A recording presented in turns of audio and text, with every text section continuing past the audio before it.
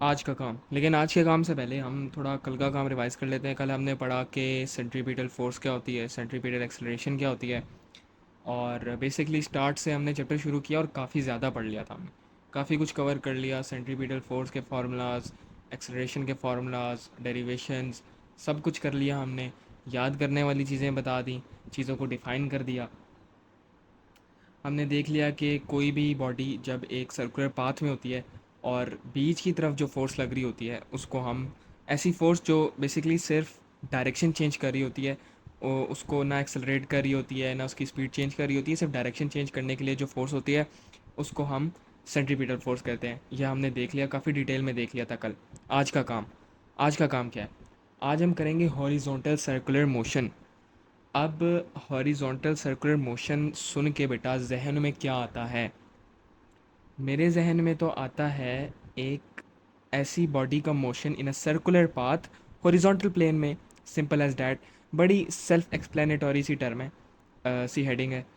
तो अब हम ऐसी एग्जांपल्स देखेंगे सर्कुलर मोशन की। हमने पहले डिफाइन कर लिया सर्कुलर मोशन क्या है, सेंट्रीपिटल फोर्स क्या है, सेंट्रीपिटल एक्सेलरेशन क्या है, सब डिफाइन कर लिया। अब हम उसकी एग्जांपल देखेंगे हॉरिजॉन्टल प्लेन में। ठीक है, वो कैसे आओ बताता हूँ। अच्छा, a stone is attached with a string and revolved in a horizontal circle. ठीक है, the tension in the string is acting towards center. It is a resultant force towards center that it is centripetal force. अच्छा बेटा, एक string है, उससे हमने stone को attach कर लिया। ये स्ट्रिंग है, ठीक है, और ये स्टोन है, इससे हमने इसको अटैच कर लिया और हम इसको गोल गोल घुमा रहे हैं सर्कुलर मोशन में। इसको हम गोल गोल घुमा रहे हैं। तो बीच की तरफ कौन सी फोर्स एक्ट कर रही है जो इसकी डायरेक्शन चेंज कर रही है सिर्फ, और इसको स्पीड अप नहीं कर रही, इसकी स्पीड के साथ चेंजिंग नहीं कर रही? टेंशन। स्ट्रिंग के अंदर कौन सी फोर्स होती है? टेंशन होती है। तो टेंशन ऐसी फोर्स है इन this case, in this example, जो कि उस स्टोन को एक सर्कुलर पाथ में घुमा रही है। It is towards the centre and it is radial. ये हमने देख ली। हमें पता है कि जो tension towards the fix point होती है ये हमारा फिक्स पॉइंट है। अच्छा बेटा, तो इधर अगर मैं लिख दूं कि जो हमारी एफ सी है, सेंट्रीपिटल फोर्स, वो टेंशन है, तो क्या ये गलत होगा? नहीं, बिल्कुल ठीक होगा।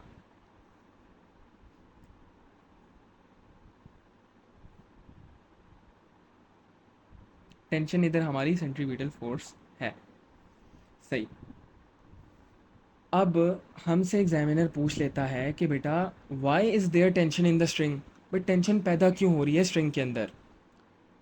तो उसके जवाब में ऐसा हो सकता है कि आपको वो पहले कोई न्यूमेरिकल सॉल्व कराए और उसके बाद आपसे एक सवाल पूछ ले एंड में कि why is there tension in the string. अच्छा बेटा, इधर देखो, इस डायग्राम पे देखो, छोटी सी डायग्राम है ये। बेटा, जब एक चीज़, जब एक स्टोन स्ट्रिंग के साथ बांध कर हम उसको गोल गोल घुमाएंगे ना, तो it tends to move in a straight path. वो नहीं चाह रहा कि भाई मैं गोल गोल घूमूं। जैसे कि कल मैंने आपको समझाया कि अगर यहाँ से स्ट्रिंग टूट जाए तो ये किस डायरेक्शन में जाएगा? स्ट्रेट जाएगा। यही बात है ना, ये हमने कल देख लिया था और काफ़ी तफसील से मैंने एक्सप्लेन किया था कि ऐसा क्यों होगा। अब बेटा, ये इधर रहना नहीं चाह रहा, ये जो बॉडी है, ये जो स्टोन है, ये इधर नहीं रहना चाह रहा। ये जाना चाह रहा है बी पे, सी पे, क्योंकि ये एक्सटेंड होना चाह रहा है, ये स्ट्रेट पाथ में जाना चाह रहा है ड्यू टू इनर्शिया। इनर्शिया की वजह से ये स्ट्रेट जाना चाह रहा है, गोल गोल नहीं घूमना चाह रहा। तो बेसिकली ये स्टोन इस स्ट्रिंग के ऊपर एक फोर्स लगाता है। ये जो स्ट्रिंग है, ये स्ट्रिंग, इसके ऊपर एक फोर्स लगाएगा वो स्टोन, और इस फोर्स को हम कहते हैं सेंट्रीफ्यूगल फोर्स। क्यों लगाएगा फोर्स? क्योंकि वो स्ट्रेट जाना चाह रहा है, गोल गोल नहीं घूमना चाह रहा। तो जब वो एक फोर्स लगाएगा इसके ऊपर, सेंट्रीफ्यूगल फोर्स, हमें पता है कि every force has a equal and opposite reaction. तो उसको अपोज करने में एक इनवर्ड फोर्स इस स्ट्रिंग के ऊपर जनरेट होगी, जो उस स्टोन को सीधा जाने से रोकेगी और गोल गोल घुमाएगी। तो वो कौन सी फोर्स होगी? Centripetal force. अच्छा, अब देखा जाए तो जब पॉइंट ए से बी पे जाएगा तो एक्सटेंशन होगी कि नहीं? क्योंकि स्ट्रिंग तो हमारे पास छोटी है, स्ट्रिंग का हमारे पास ये साइज़ है, रेडियस है इसका, फ़र्ज़ कर लो 5 मीटर की स्ट्रिंग है। तो अगर ये ए से बी पे जाएगी तो ये एक्सटेंड करेगी ना, इसको स्ट्रेच करेगी, जो स्टोन है वो इसको स्ट्रेच करेगा। फ़र्ज़ कर लो ये इसको 6 मीटर्स करने पे मजबूर करेगा, एक्सटेंड होने पे, और बी टू सी जाने में वो उसको मज़ीद एक्सटेंड करेगा। तो जब ये एक्सटेंशन, जब ये फोर्स इस स्ट्रिंग के ऊपर अप्लाई करेगा स्टोन, तो इन रिटर्न स्ट्रिंग स्टोन के ऊपर फोर्स अप्लाई करेगी और वो टेंशन होगी। ठीक है। और बताता चलूँ, ये पीछे हमने नहीं बताया कि सेंट्रीफ्यूगल फोर्स क्या होती है। सेंट्रीफ्यूगल फोर्स बेसिकली उस फोर्स को कहते हैं जो कि ऑब्जेक्ट या बॉडी किसी भी मीडियम जिसके साथ वो अटैच हो, जैसे कि इन दिस केस स्ट्रिंग, तो उसके ऊपर जो वो उसको पुल करेगी ना स्ट्रिंग को टुवर्ड्स आउटवर्ड्स बाहर की तरफ जो उसको पुल करेगी ना, उसको सेंट्रीफ्यूगल फोर्स कहते हैं। तो इसको हम अंग्रेज़ी में लिख देते हैं जॉब, खूबसूरत सा भाई साहब। The stone tends to move in a straight line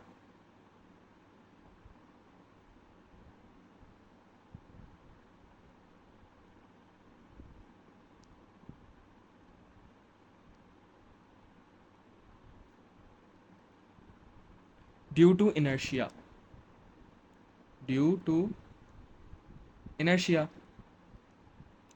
सही है। Therefore, it is pulling the string outwards. It is pulling the string outwards. ठीक है, इस आउटवर्ड्स पुलिंग को हम कहते हैं सेंट्रीफ्यूगल फोर्स। ठीक है, इधर लिख देते हैं सेंट्रीफ्यूगल फोर्स। ये सच पूछता नहीं है लेकिन एक टर्म है, आपको पता होना चाहिए। अच्छा, हमें पता है न्यूटन भैया के जो थर्ड लॉ है, थर्ड लॉ ऑफ मोशन, उसमें जो हमने एस में पढ़ा है उसमें वाज़े क्लियर है हमें कि to every action there is an equal and opposite reaction. तो as to every action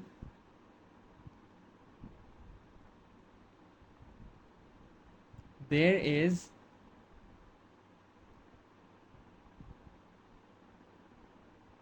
equal and opposite reaction, equal and opposite reaction, therefore the thread pulls the stone inwards, which is tension. So the thread pulls the stone inwards, which is tension, which is tension. तो basically इधर मैंने लिखा हुआ है, so the F C acts towards centre, pulling the ball towards the center to overcome its tendency to move in a straight line due to inertia, और वो tension है। तो मान लो एक छोटा सा पॉइंट लिख देते हैं साथ, कि कोई भी फोर्स, कोई भी फोर्स टुवर्ड्स द सेंटर होगी ना, सेंटर हो, मे इट बी कोई भी फोर्स हो, टेंशन हो सकती है, फ्रिक्शन हो सकती है, वेट इटसेल्फ हो सकता है, may it be tension, friction, normal reaction, weight. ठीक है। और टुवर्ड्स द सेंटर लिख दिया मैंने, टुवर्ड्स द सेंटर हो, सही है। तो it will be centripetal, it will be centripetal अगर वो उसकी डायरेक्शन चेंज कर रही है और उसको सर्कुलर पाथ में घूमने में मदद कर रही है। पहली एग्जांपल। दूसरी example, a car is making a turn on a flat horizontal road. देखो बेटा, ये हमारे पास एक रोड है, अजीब सी रोड है, सही है, बड़ा शार्प सा टर्न है, और इस गाड़ी ने ये टर्न लेना है। अब देखो, जब गाड़ी टर्न ले रही होती है, तो देखो it is in kind of a circular path. देखो ये सर्कुलर सा टर्न है ना, तो ये इसको हमने कंप्लीट कर लिया, सर्कल को ऐसे कंप्लीट कर लिया। ठीक है।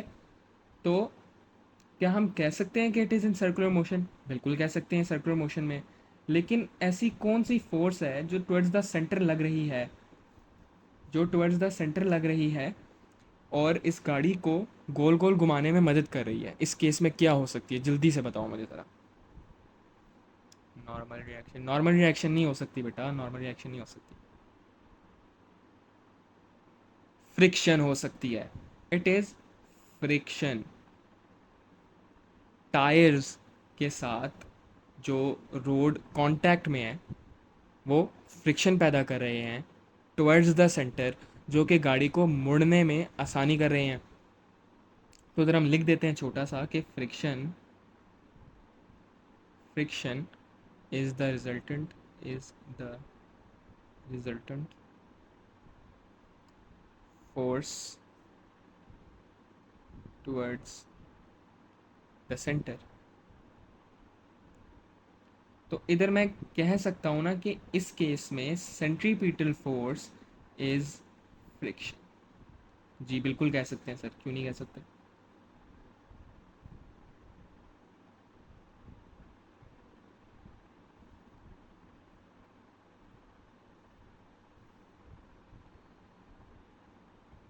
अच्छा, तीसरी एग्जांपल, तीसरी एग्जांपल है कि a tennis ball in a washing machine dryer. देखो बेटा, आप अज्यूम करो कि जो वॉशिंग मशीन है, ऐसा करते नहीं रहना, अम्मी बहुत मारेंगी। ऐसा अज्यूम करो कि एक वॉशिंग मशीन है, उसके अंदर आपने एक बॉल रख दी है। ठीक है, जो ड्रायर होता है ना, स्पिनर होता है जो स्पिन करता है, पानी निकालता है कपड़ों में से। उसके अंदर हमने एक बॉल रख दिया है और ये इसका साइड व्यू है। साइड से देखेंगे तो ऐसे लगेगी, टॉप से देखेंगे तो ऐसे लगेगी। ठीक है, तो और ये घूम रहा है। तो क्या ये सर्कुलर मोशन में है? जी हाँ, बिल्कुल है सर्कुलर मोशन में। अब इसके हम एक्सप्लेनेशन देख लेते हैं। ठीक है बेटा, अब देखो कौन सी ऐसी फोर्स होगी जो टुवर्ड्स द सेंटर है। ये कौन सी फोर्स है, ये वाली फोर्स कौन सी है जो इसको सेंटर की तरफ पॉइंट कर रही है, जो इसको सर्कुलर पाथ में घूमने में मदद कर रही है? जल्दी बताओ। कांटेक्ट फोर्स है कोई? हिंट, हिंट दे दी। नहीं, इस केस में फ्रिक्शन नहीं है, इस केस में नॉर्मल रिएक्शन है वो। देखो, बॉल है इसके ड्रायर के साथ कांटेक्ट के अंदर, बॉल इधर कांटेक्ट में है, सही है। तो normal reaction towards the centre है, नॉर्मल रिएक्शन। ठीक है, इस केस में भी normal reaction towards the centre है। अब देखो, इसमें भी वही कहानी है। जब बॉल गोल गोल घूम रही होगी तो it does not want to go in a circular path, ये स्ट्रेट जाना चाहती है ड्यू टू इनर्शिया। इधर मैंने लिखा है अनलाइक अस ह्यूमंस। अच्छा, ये सिराते मुस्तकीम पे सीधी चलनी चाहती है, ये गोल गोल नहीं घूमना चाह रही। सही है, ये बॉल गोल गोल नहीं जाना चाह रही, सीधा जाना चाह रही है। वो अपने पोजीशन से ए पे जाना चाह रही है, फिर बी पे जाना चाह रही है। तो बेसिकली जब वो ए पे जाने की कोशिश करती है, बी पे जाने की कोशिश करती है ड्यू टू इनर्शिया, तो वो एक फोर्स लगाती है। फोर्स किधर लगाती है वो? फोर्स लगाती है on the walls of the dryer. ये ड्रायर की वॉल है ना, तो इसके ऊपर वो लगाती है फोर्स। जब वो इस तरफ फोर्स लगाएगी उसको, तो वो बेसिकली ड्रायर की वॉल को एक्सटेंड करने की कोशिश करेगी। तो in return opposite and equal reaction में ड्रायर इसके ऊपर एक फोर्स लगाएगा, वो नॉर्मल रिएक्शन होगी फोर्स, वो नॉर्मल रिएक्शन होगी, वो टुवर्ड्स द सेंटर होगी। और उस फोर्स की वजह से, उस फोर्स की वजह से ये गोल गोल घूम पाएगी और सीधी नहीं जाएगी। तो इस केस में नॉर्मल रिएक्शन हमारा सेंट्रीपिटल फोर्स है। सही हो गया। इसकी ये दास्तान इतनी लंबी, मैं लिख देता हूँ नीचे, ताकि जब आप लोग नोट्स पढ़ें तो आपको आसानी हो सके। अच्छा,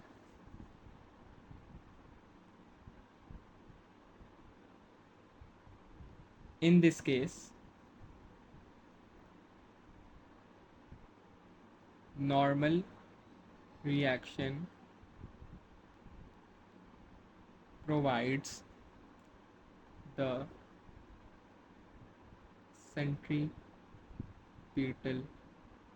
फोर्स। ठीक हो गया।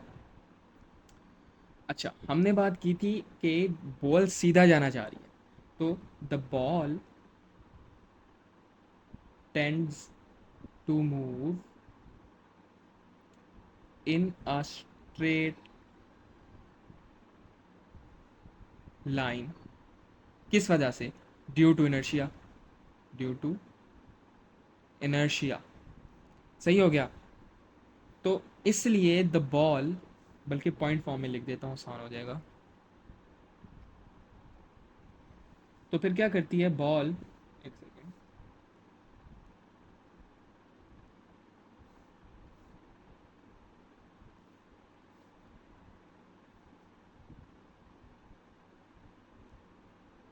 द बॉल पुशेस, वो उस पर फोर्स लगाती है, किसके ऊपर, बॉल के ऊपर।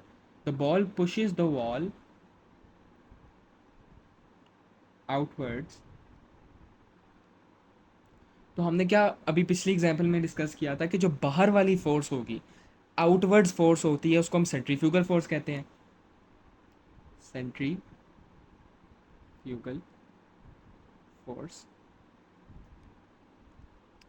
And as to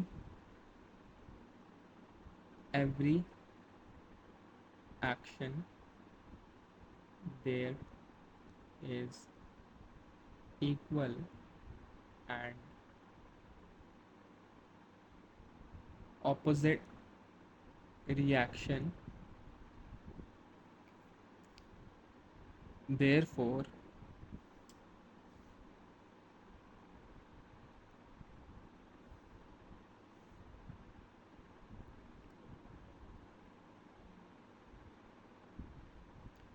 the wall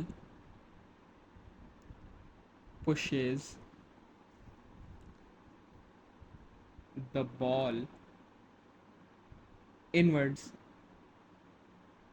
normal reaction लगाती है उसके ऊपर वो, which is centripetal force in this case. ठीक है।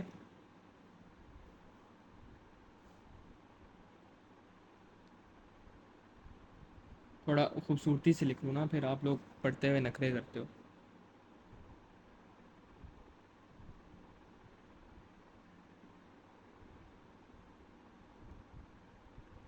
अच्छा, अगली जो एग्जांपल है बड़े मज़े की एग्जांपल है। ठीक है, एस का कॉन्सेप्ट भी इस्तेमाल होगा इसके अंदर। अच्छा, कॉनिकल पेंडुलम। बेटा एक पेंडुलम है, वो ये फिक्स पॉइंट है इसका, ये इधर से फिक्स है, और इसको हम गोल गोल घुमा रहे हैं इस डायरेक्शन में, इस प्लेन में। काफ़ी डिस्क्रिप्टिव सी डायग्राम है, इसको देख के ही आपको पता चल रहा होगा। अच्छा, a conical pendulum bob of mass m is moving in a horizontal circle of radius r with speed v। ठीक है, गोल गोल घूम रहा है वो। तो इस केस के अंदर इसकी सेंट्रीपिटल फोर्स क्या होगी, मुझे ज़रा जल्दी से बता दें। वैसे तो सामने बना हुआ है, लेकिन चलो फिर भी। राइट। अच्छा देखो, जिसको नहीं समझ आया, टेंशन, टेंशन ये इधर एक्ट कर रही है टुवर्ड्स द फिक्स पॉइंट। ठीक है, अब हमने क्या किया, उस टेंशन के दो कंपोनेंट्स बना दिए। एक बना दिया टी कॉस थीटा, एक बना दिया टी साइन थीटा। अब ये हमने कैसे डिसाइड किया कि कॉस थीटा कौन सा बनेगा, साइन थीटा कौन सा बनेगा।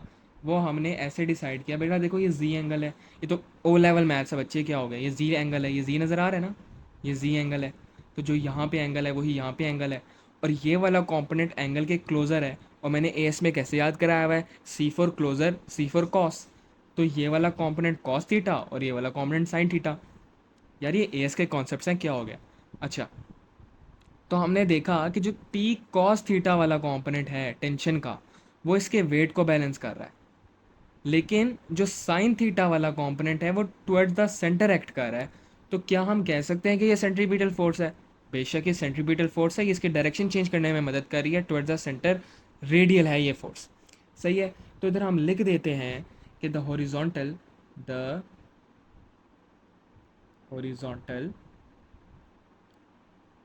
component of the tension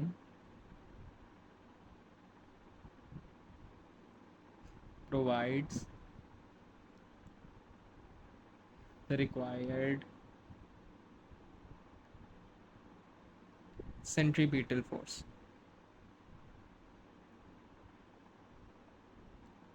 सही हो गया, फोर्स।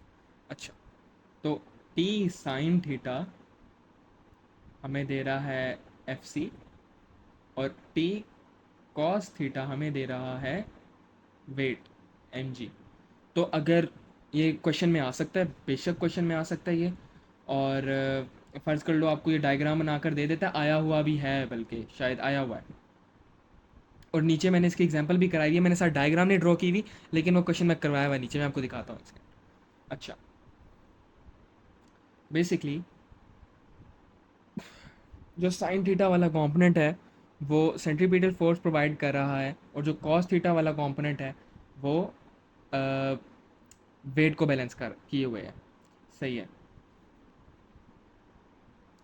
तो इधर हम लिख देते हैं,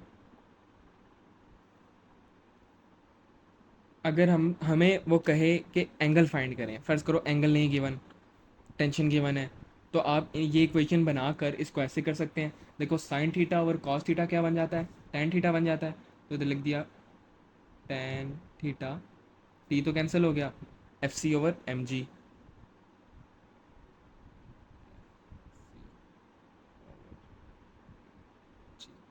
सही है, तो आप ऐसे भी कर सकते हो, और इससे आप फिर टेन इनवर्स करके थीटा एंगल फाइंड कर लोगे। तो ये याद कर लें, अच्छे से याद रहे आपको, क्योंकि क्वेश्चन इसमें से आ जाया करता है अमूमन। नीचे इसका क्वेश्चन कराया हुआ है, ज़रा देखते हैं उसको। अच्छा, a pendulum bob of mass 100 gram is moving in a circle of radius 20 centimeter with a speed of 1.4 meter per second. Find omega, centripetal force, centripetal acceleration, tension and angle with the vertical. अच्छा, सबसे पहले हम find कर लेते हैं omega. अभी देख लो हमें क्या क्या गिवन है, हमें स्पीड गिवन है, हमें मास गिवन है, हमें रेडियस गिवन है। एक फार्मूला जहन में आ रहा है ओमेगा फाइंड करने के लिए। देखो लीनियर स्पीड का क्या फॉर्मूला होता है, v is equals to R omega, v is equals to R omega. v हमें गिवन है, r हमें गिवन है, ओमेगा हमने फाइंड करना है, फाइंड कर लेते हैं, इतना क्या मुश्किल है इसमें। तो स्पीड है हमारे पास 1.4, और रेडियस क्या है 20 इंटू 10⁻⁻²सेंटीमीटर्स। ओमेगा आ जाएगा, कैलकुलेट करके बताओ यार।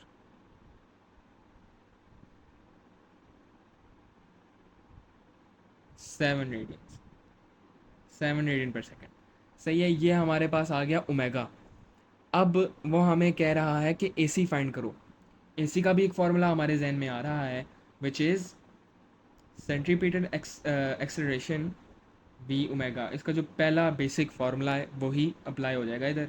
वी हमें पता है 1.4 है, ओमेगा हमने अभी फाइंड कर लिया 7 है, तो इसको कैलकुलेट करेंगे तो आंसर आएगा 9.8 मीटर्स पर सेकेंड। सही हो गया। हाँ ना यार, सेम बात है ना, -2 लिख दो या मीटर पर सेकंड लिख दो, सेम बात है, सेम बात है, सेम बात है, सेम बात है।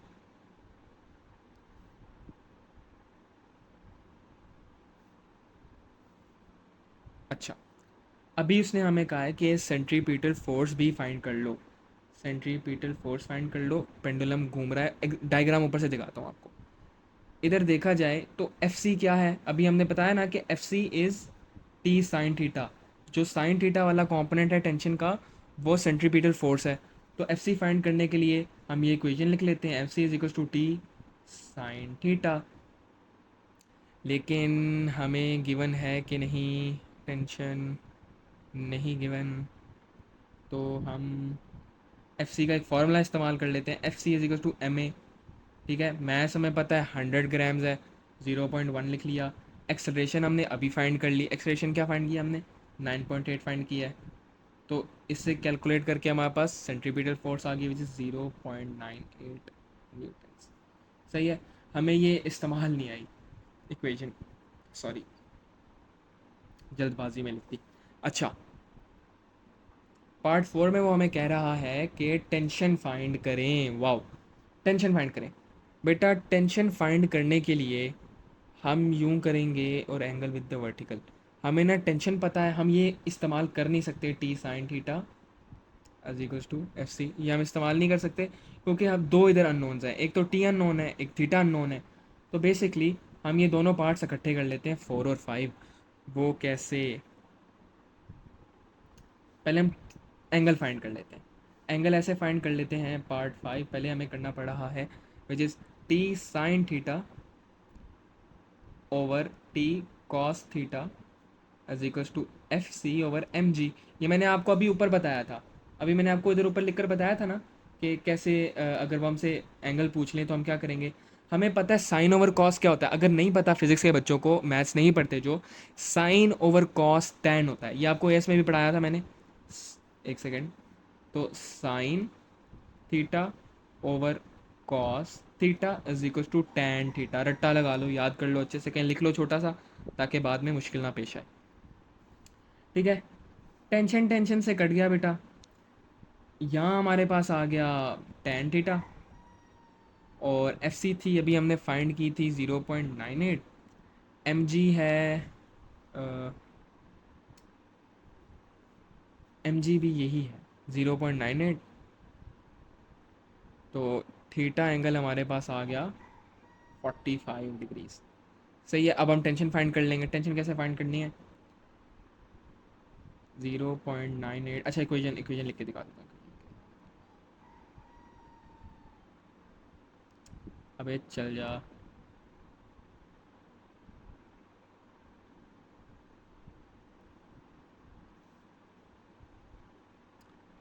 हम इस्तेमाल कर रहे हैं F C is equals to T sine theta.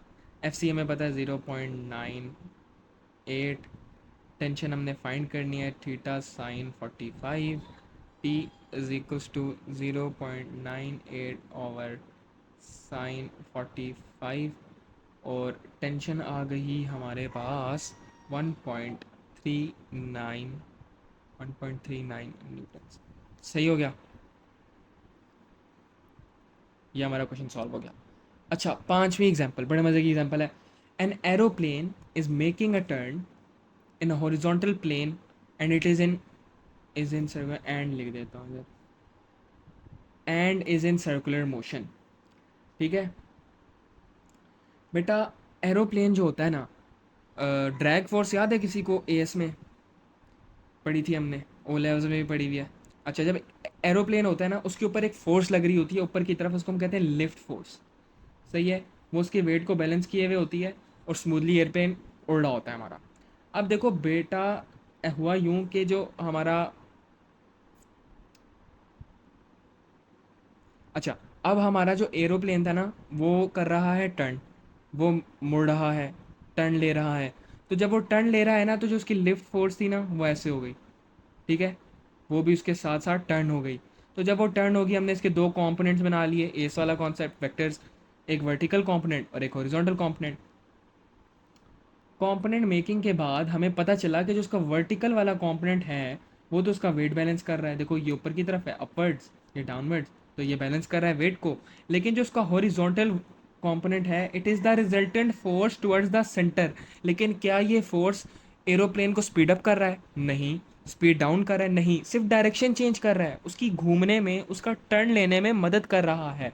ठीक है, ये मतलब होता है रिजल्टेंट फोर्स का। ठीक है, अच्छा, इधर हम नीचे लिख लेते हैं इसकी भी दास्तान, ताकि जब आप नोट्स पढ़ें तो आपकी आसानी हो जाए।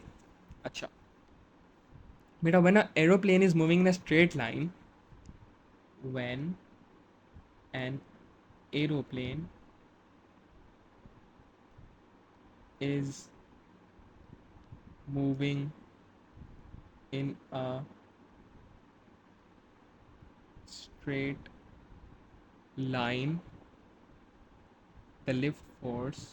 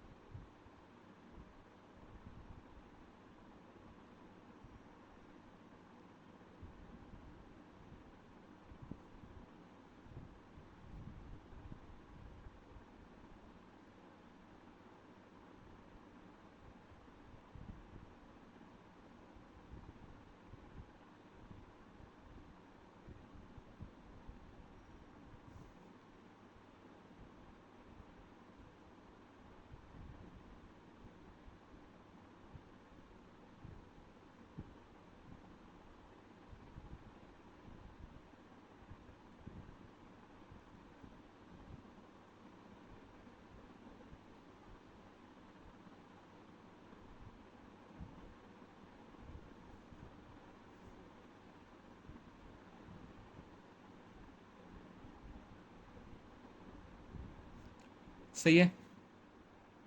अच्छा, जब एक aeroplane is moving in a straight line the lift force balances the weight.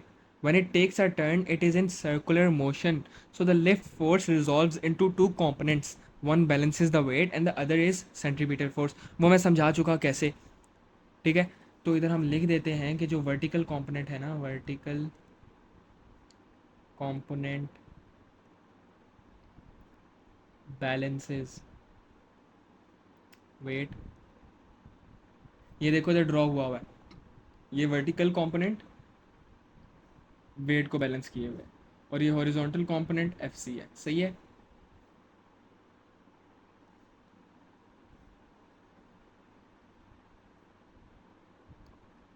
तो इधर हम लिख देते हैं कि एल वर्टिकल एम जी को बैलेंस कर रहा है, और हॉरिजॉन्टल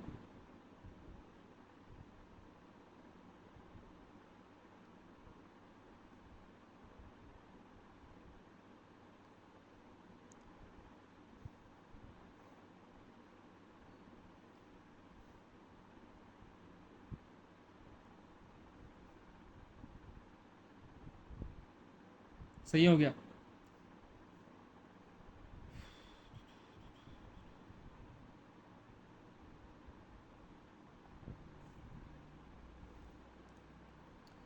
अच्छा, अब इसके रिलेटेड हम एक क्वेश्चन कर लेते हैं कि an aeroplane of mass 1000 kilograms is moving with the speed of 360 kilometers per hour in a horizontal circle of radius 5 kilometers.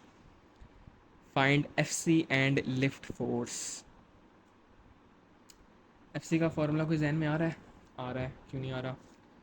FC के लिए हम इस्तेमाल कर लेते हैं FC is equals to M V square over are.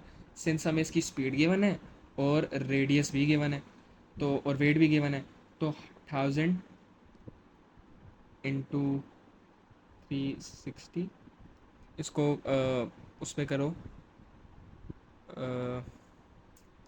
Metres पर second पे करो।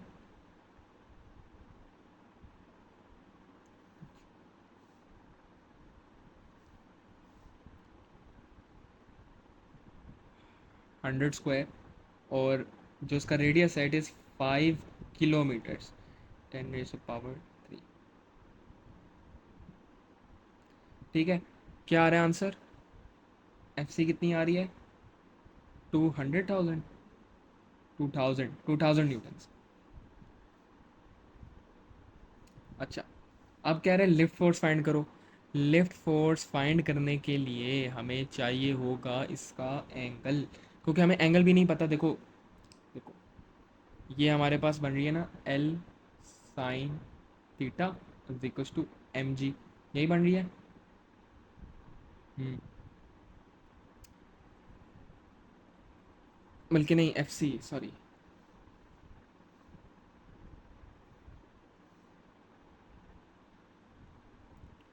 तो हमने एल फाइंड करना है, थीटा हमें पता नहीं है, तो हम उसी तरह टेन थीटा करके साइन थीटा और कॉस थीटा करके टेन थीटा बना लेंगे, और उससे हम थीटा फाइंड कर लेंगे।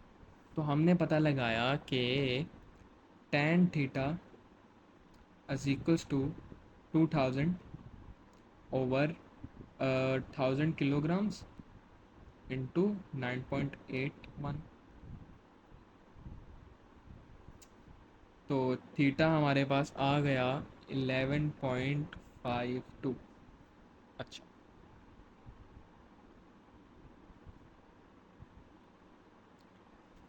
अभी हम इक्वेशन इस्तेमाल करके इसकी लिफ्ट फोर्स फाइंड कर लेते हैं। एल साइन थीटा हमें पता है 11.52, 2000, और एल इज इक्वल्स टू 2000।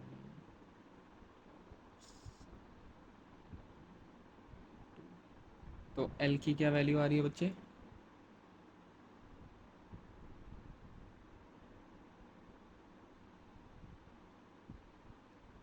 ये आ रही है 0.8।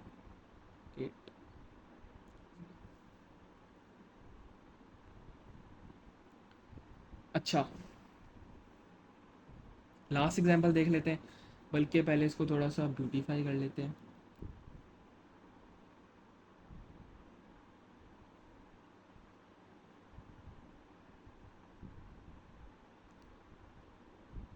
यार ये मेरा सॉफ्टवेयर ना थोड़ा लैग कर रहा है बहुत ज़्यादा ना, और रिकॉर्डिंग के साथ स्पेशली तो और ही ज़्यादा लैग कर रहा है।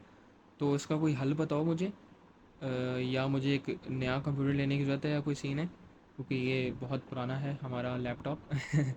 अल्लाह इसकी लंबी उम्र करे। तो काफ़ी साल हो गए हैं इसको हमारे साथ। तो बस देखते हैं। सर एलियन वेयर का लैपटॉप ले लें जी, ठीक है। महंगा सा ले लेंगे, फुल गेमिंग वाला लाइटों वाला ले लेते हैं, सही है।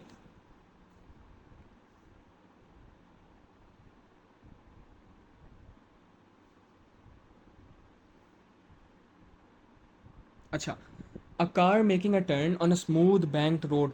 बैंक्ड रोड क्या होता है भाई? बैंक्ड रोड ये होता है, तस्वीर ढूंढी है बड़ी मेहनत से आप लोगों के लिए, ताकि आप लोगों को पता चल सके कि बैंक रोड क्या होता है भाई। बैंक रोड, ठीक है। किसी ने देखा है मौत का कुआं? किसी ने देखा होगा? तो जिसमें वो गाड़ी चलाते हैं और बाइक चला रहे होते हैं, तो बेसिकली वो बना हुआ है यहाँ पे, ठीक है। वो बना हुआ है यहाँ पे, उसको कह सकते हैं आप बैंक रोड। अच्छा बेटा, a car of mass m is moving on a banked track as shown in figure is in circular motion and is in यार एंड लिखना क्यों भूल जाता हूँ मैं, and is in circular motion. ठीक है बेटा, इस पे एक्ट कर रहा है नॉर्मल रिएक्शन। इसका वेट एक्ट कर रहा है ऐसे, और ये है इसका नॉर्मल रिएक्शन। नॉर्मल रिएक्शन, ठीक है। इसको हमने कॉम्पोनेंट्स में ब्रेक कर दिया। ये कॉम्पोनेंट ये है साइन थीटा, ये है cos theta. Normal reaction cos theta, normal reaction sine theta, ठीक है। और सेंटर की तरफ कौन सा है? ये तो इसका बैलेंस कर रहा है वेट, लेकिन सेंटर की तरफ कौन सा है भाई साहब? सेंटर की तरफ साइन थीटा वाला कॉम्पोनेंट है, राइट। तो वो होगा हमारा F C. N R cos theta balance कर रहा है एम जी को, और N R sine theta balance कर रहा है हमारा एफ सी। बैलेंस नहीं कर रहा, एफ सी प्रोवाइड कर रहा है। सही है।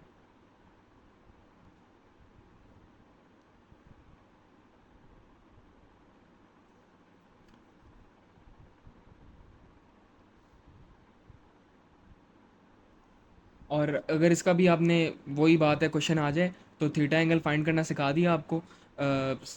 पहली इक्वेशन साइन वाली इक्वेशन ऊपर रखो, कॉस वाली इक्वेशन नीचे रखो, ऐसे ऐसे रखो। N R sine theta, N R cos theta, ठीक है। और ये हो जाएगा M G over M A. अब देखो, एम एम से कट रहा है, मैस मैस से कट हो रहा है ये, और नॉर्मल रिएक्शन से कट हो रहा है। तो हमारे पास एक नई इक्वेशन बन जाएगी, और हमें, मैंने तुम्हें बताया कि याद कर लो, sine theta over cos theta tan theta होता है। तो नई इक्वेशन बन गई tan theta A over G. A acceleration है, जी 9.81 है, तो इससे थीटा फाइंड कर लो। अगर क्वेश्चन आ जाए और वो आपको एंगल फाइंड करने का कहें, या नॉर्मल रिएक्शन फाइंड करने का कहें, तब भी आपको पहले एंगल फाइंड करना पड़ेगा। तो एंगल फाइंड करना सिखा दिया कि कैसे आपने एक इक्वेशन फॉर्म करनी है, उससे एंगल फाइंड करना है, और फिर उससे आपने फाइनली नॉर्मल रिएक्शन फाइंड कर लेना है। Nothing to hard about this. अच्छा, ये लास्ट एग्जाम्पल है, इसके बाद करते हैं ज़रा क्लास को ख़त्म। तो इसके थोड़े से पॉइंट्स लिख लेते हैं, जल्दी जल्दी से पॉइंट्स लिख लेते हैं। और हाँ, नोट्स टेस्ट के बाद, जो आपका टेस्ट होगा जो मैं भेजूँगा, उसके बाद नोट्स मिलेंगे आपको, सही है। दिमाग नहीं खाओ मैसेज करके कि नोट सेंड करें। मुझे कोई शौक नहीं है नोट्स दोबारा बनाने का, और ऐसे करते हुए मुझे बार बार बोलना भी पड़ता है, क्योंकि बहुत ऑकवर्ड सिचुएशन हो जाती है चुप करके मैं जब लिख रहा होता हूँ ना। तो इसलिए नोट्स इसलिए बना रहा हूँ दोबारा से, कि बच्चे साथ साथ नोट्स अपने खुद बनाएं। आपके जहन में कुछ ऐसा भी होता है पढ़ाते हुए, कभी स्टूडेंट के जहन में बेहतर पॉइंट्स आ रहे होते हैं, समझ जाता है ना, जब स्टूडेंट को समझ आ जाती है ना, तो अपने लिए उसको और सिंप्लीफाई करके ना साथ पे पॉइंट्स लिख सकता है। तो अपने नोट्स खुद बनाइए, ये भी एज इट इज़ कॉपी करिए बेशक, लेकिन नोट्स एज इट इज़ बनाएं। और मैं नोट्स सेंड करूँगा, लेकिन तब जब आपका टेस्ट हो जाया करेगा एक चैप्टर का। अभी आप करें सर्कुलर मोशन का टेस्ट देंगे, टेस्ट देने के बाद आपको नोट्स मिल जाएंगे, टेंशन नहीं लेनी, सही है। इसके ज़रा पॉइंट्स लिख लें कुछ। पहला तो पॉइंट इसका ये है कि the normal reaction is no more vertical, so it is resolve in horizontal and vertical components, सही है। बेटा, जो इसकी नॉर्मल रिएक्शन थी ना, वो अब सीधी नहीं रही। क्यों? इधर दिखा दिया ना आपको। अगर फ़र्ज़ करो इधर ड्रॉ करते हैं। ये है हमारी नॉर्मल सी रोड, इसके ऊपर है हमारी नॉर्मल सी गाड़ी, प्रिटी नॉर्मल, सही है। ये इसका वेट है, यार कलरफुल कलरफुल, ये इसका वेट है, और ऊपर की तरफ इसका नॉर्मल रिएक्शन है, राइट। अब रोड ही हमने ऐसे कर दिया है, तो ये गाड़ी है, टेढ़ी मेढ़ी गाड़ी कैसे बनाऊँ भाई, ये हमारी गाड़ी है तो इसका नॉर्मल रिएक्शन भी ऐसे है ना। तो लाइक वाइज इस बैंक्ड रोड में इसका नॉर्मल रिएक्शन ऐसे ऊपर नहीं है, गलत।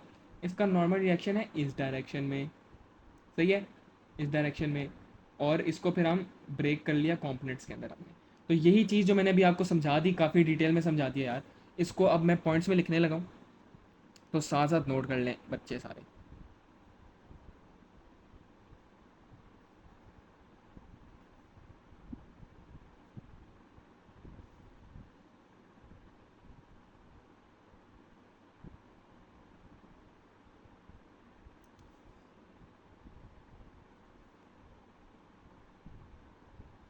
द वर्टिकलर, नहीं, सॉरी सॉरी, द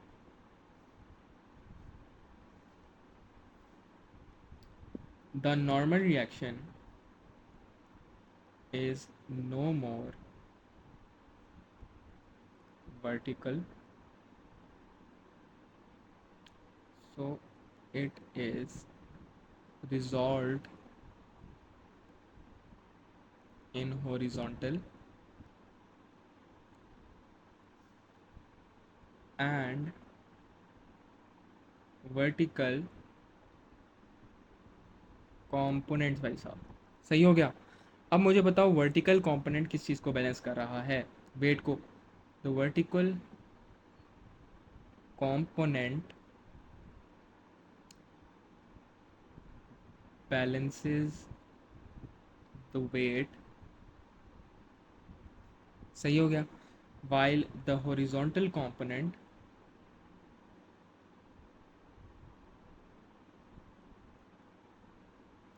ये मेरी हैंड राइटिंग को क्या होता जा रहा है,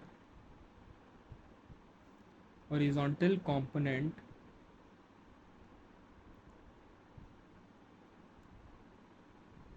is the resultant force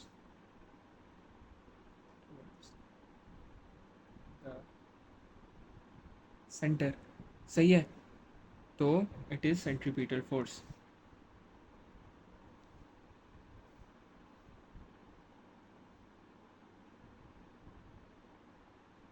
so it is centripetal force. इधर साइड पे लिख भी देते हैं कि R cos theta M G, रट्टा भी लगा सकते हो आप, ज़रूरत नहीं है रट्टा लगाने की, मैंने बहुत डिटेल में एक्सप्लेन कर दिया है लॉजिकली, ठीक है। लेकिन अगर आप आसानी के लिए रट्टा लगा सकते हो कि जो आर कॉस थीटा वाला कंपोनेंट होता है वो वेट को बैलेंस कर रहा होता है, और आर साइन थीटा वाला कंपोनेंट सेंट्रीपिटल फोर्स प्रोवाइड कर रहा होता है in terms of horizontal circular motion, सही है। इसको जल्दी से लिख के क्लास ओवर करता हूँ। R sine theta F C, sir P5, बेटा P5 किधर है, अभी अभी तो अभी तो पहला चैप्टर कर रहे हो, P5 बहुत दूर है। P5 का आपका बड़ा सीन हुआ हुआ है। P5 की पूरी बुकलेट बनी हुई है और उसमें सब कुछ है, और पास पेपर्स कंपाइल हुए में P5 करने में बड़ा मज़ा आने वाला है, ठीक है। बड़ी मेहनत की हुई है P5 के ऊपर मैंने, और इंशाल्लाह आपको पढ़ाएंगे तो आपको समझ भी आएगी, मज़ा भी आएगा। और P5 अभी नहीं करवा रहा हूँ बेटा, P5 अभी 2 3 4 चैप्टर्स हो जाए तो अराउंड सितंबर दिसंबर में करवा रहा हूँ, तब शुरू करवाऊँगा। इवन तो तब भी बहुत जल्दी है लेकिन मैं करवा दूँगा। और P5 पता है आपको, लाइक लैब की तो ज़रूरत होती नहीं है, तो बड़े आसानी से हो जाएगा हमारा P5, बड़े मज़े की। उसकी बुकलेट तैयार हुई हुई है, उसके अंदर सब कुछ है, क्या क्या चाहिए और क्या क्या कॉन्सेप्ट, सब कुछ हर चीज़ उसके अंदर है। और एक बुकलेट उसकी भी तैयार हुई हुई है टॉपिक वाइज, क्या कहते हैं अपने पास पेपर्स की, पास पेपर क्वेश्चंस की, क्वेश्चन 1 और क्वेश्चन 2 की। तो उसकी डिटेल हम बाद में डिस्कस करेंगे। अगर किसी को है थोड़ा बहुत जानने के लिए तो वो सिलेबस ब्रेकडाउन वाली वीडियो देख लो, उसमें थोड़ा सा P5 मैंने डिस्कस किया हुआ है। तो उसके बाद यही है, P5 बाद में ही शुरू होगा। तो आज के लिए इतना ही, ये सारे नोट्स कॉपी कर लें आप साथ साथ। अगर या तो यूट्यूब वाले जो बच्चे हैं ना, क्वेश्चन पॉज कर लिया करें, वीडियो वीडियो पॉज करके ना सॉल्व किया करें, ठीक है, खुद से। खुद से सॉल्व करने की कोशिश किया करें, क्योंकि लाइव क्लास में तो चलो टाइम देता था बंदा कि ये क्वेश्चन लिख दिए, चलो अब सॉल्व करो, फिर मैं सॉल्व करवा देता हूँ, ठीक है। लेकिन जब आप यूट्यूब पे वीडियो देख रहे हो ना, तो मैं तो ये रिकमेंड करूँगा कि नोट्स खुद बनाओ अव्वल। और दूसरी बात, जब मैं क्वेश्चन आए ना, तो क्वेश्चन पॉज करके खुद से अटैम्प्ट करो पहले, और फिर मेरा सोल्यूशन देखो, ठीक है। तो आज के लिए इतना ही। अब अगली जो हमारी क्लास होगी वो होगी वर्टिकल सर्कुलर मोशन पे, और उसके बाद हमारा चैप्टर ख़त्म हो जाएगा इंशाल्लाह, उसको हम पास वाइज करेंगे।